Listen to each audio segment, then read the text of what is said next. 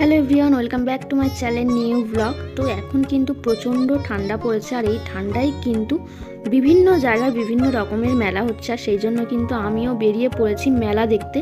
হ্যাঁ, আর আমার সাথে রয়েছে এই ছোট্ট বুলবুলি আর এই বুলবুলি পাখির মা, মানে আমার ননদ আর ভাগ্নি, আর আমিও সাথে তো রয়েছি। আর আমরা কিন্তু ট্রেনে আছি, আর আমরা যাব সোনারপুরে। তোমরা শুনেছো যে বইমেলা হচ্ছে। তো স্টেশনের রাইট হ্যান্ডে যে বইমেলার গেটটা দেখছো, এটা কিন্তু সবেমাত্র শেষ হয়েছে, আর আমরা যাব লেফট সাইডে।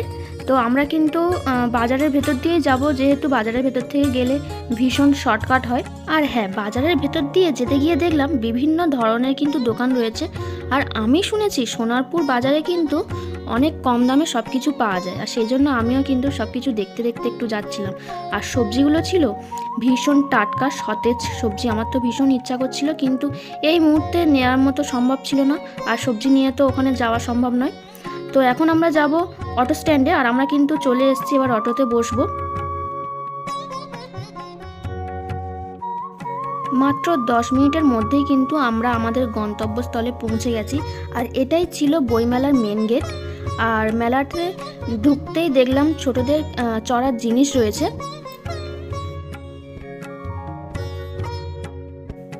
আর আমাদের বুলবুলি এইটা চড়ার জন্য খুব বায়না করছিল, সেই জন্য ওকে এইটার মধ্যে দেওয়া হয়েছে, আর ও কিন্তু খুব আনন্দ করছে, খেলছে। আর ওর জন্যই কিন্তু আমাদের এই বইমেলাতে আসা। আর নয়াবাদ হাই স্কুলের গেট কিন্তু এটাই। তো চলো এবার আমরা ভেতরে প্রবেশ করি। আর চারদিকটা কিন্তু খুবই সুন্দর, আমার তো ভীষণ ভালো লাগছে। আর তোমরা দেখতেই পাচ্ছ স্কুলের চারিধারে কিন্তু বসেছে স্টল বুক। তো এগুলো তোমাদেরকে ঘুরিয়ে দেখাবো। তো চলো আগে প্রোগ্রামের দিকে। আমরা আসতেই কিন্তু অলরেডি প্রোগ্রাম শুরুও হয়ে গেছে। আপনার সঙ্গীত অনুষ্ঠান আছে, আমরা শুরু করবো সেই অনুষ্ঠান। রাজদীপ শিকদার আর আমরা ঘুরি স্বপ্ন দিয়ে সোনার কামনায়,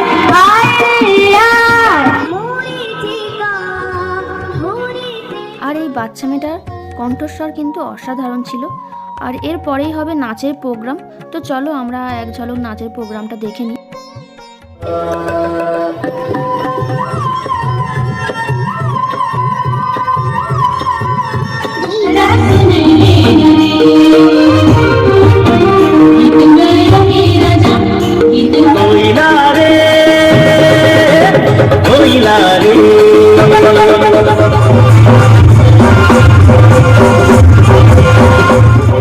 তাকে বলবো আপনি মঞ্চে আসুন, আপনার হাতে আমরা সার্টিফিকেটটা তুলে দেবো বইমেলা কর্তৃপক্ষের তরফ থেকে। তো নৃত্য প্রদর্শনী শেষ হতেই কিন্তু ওদের হাতে তুলে দেওয়া হয়েছে ওদের পুরস্কার।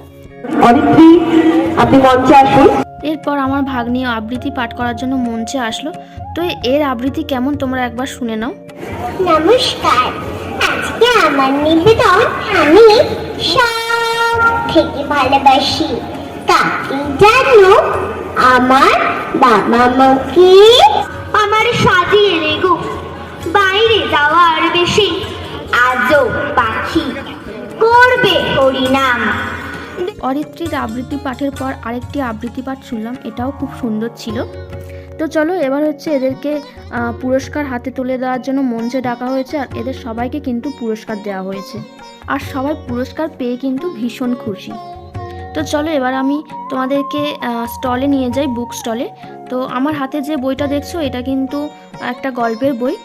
তো বেশি টাকা নিয়ে যায়নি, সেই জন্য এটা কিনতে পারলাম না। এটা ছিল কিশোর রচনা সম্ভার, এটা খুব ভালো গল্পের বই, সেই জন্য একটু হাতে নিয়ে দেখছিলাম।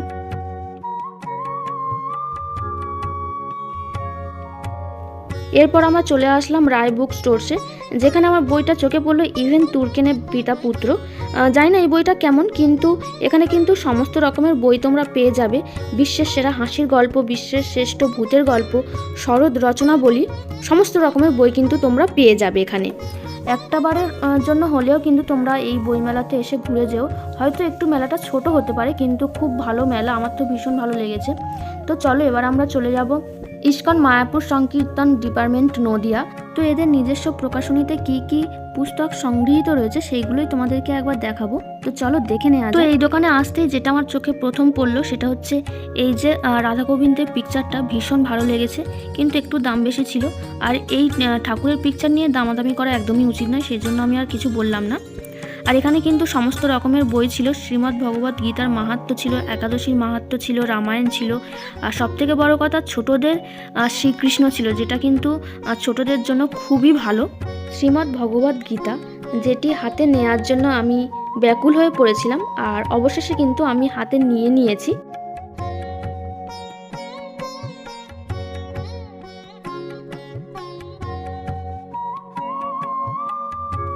আর এই দাদাভাই আমাকে খুব সুন্দরভাবে বুঝিয়ে দিল এই বইয়ের মধ্যে কেমন অনুবাদ করা রয়েছে সেটি। আর এই শ্রীমদ্ ভগবত গীতার মধ্যে ছিল এই 3টে বই, যেটা একসাথে নিলে কিন্তু 500 টাকার মধ্যে তোমরা পেয়ে যাবে।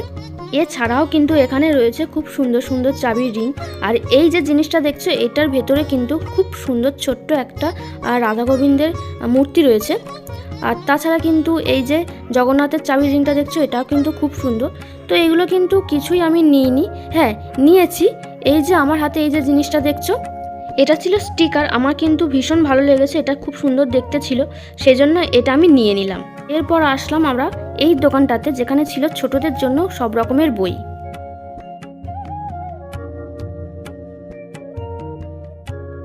এরপর আমি আসলাম জয় আর্ট, যেখানে সমস্ত রকমের ড্রয়িংয়ের জিনিস রয়েছে।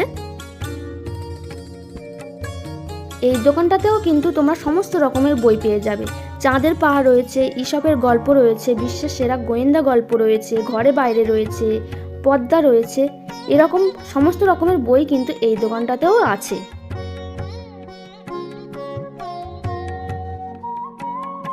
এরপর আমি আসলাম অভিসর পুস্তকালয়, এখানেও কিন্তু সমস্ত রকমের বই রয়েছে।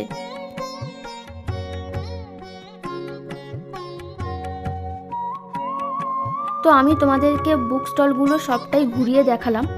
বাড়ি যাওয়ার পথে এবার আমরা আসলাম পাপড়ি চাট খেতে। আর এখানে এসেই দেখছি আমার ভাগ্নি ভীষণ বায়না জুড়ে দিয়েছে, কান্না করা শুরু করে দিয়েছে এই জিনিসটা খাবে বলে। তো অবশেষে ওকে এই জিনিসটা দেওয়া হলো।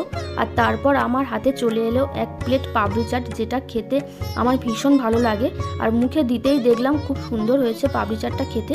আর আমি একাই এই 1 প্লেট পাপড়ি চাট খেয়েও নিলাম। তো চলো আজকের ভিডিওটা আমি এখানেই এন্ড করছি। ভিডিও ভালো লাগলে অবশ্যই like, comment, share and subscribe করে দিও। আর এরপরে আমি কি মেলার ভিডিও আনছি সেটা দেখতে গেলে আমার চ্যানেলটাকে অবশ্যই ফলো করো। দেখা হচ্ছে নেক্সট ভিডিওতে, ততক্ষণের জন্য তোমাদের সবাইকে টাটা।